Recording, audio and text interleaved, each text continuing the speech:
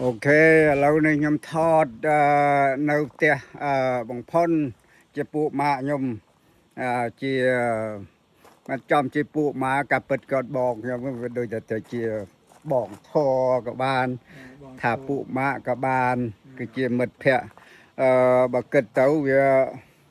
เมื่อพายจีใส่สับน้ำใส่สับลายชน้ำจะหาสับน้ำเอ้ยไอ้เรานั่งเตียกอดนั่งនៅខាងនេះก่อนจะมอนเช้านะจะมอนให้มันทำจะมอนให้วิมีนกระเงาก่อนมันบานจำไหมแต่วิเมามังไงจะก็วิเมามาดองปีดองเต้าวิมาเราไอซีวิมีนกระเงานี่กระเงานี่เช่นเจ็ดได้คลายกันเลยวิโรจน์นี่กระเงาให้นังมุ้ยให้นกขังเนาะ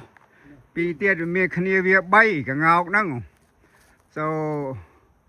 มือจะบ้าเนี่ยแค่นี้สิกระเงากันนี่มุ้ยที่ให้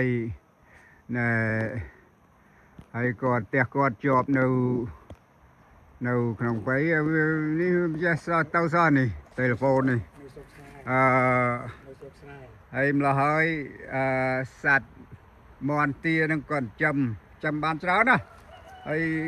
វាស៊ីតាំងពីអត់ប៉មអីនឹងយកមកឲ្យមន់នឹងស៊ី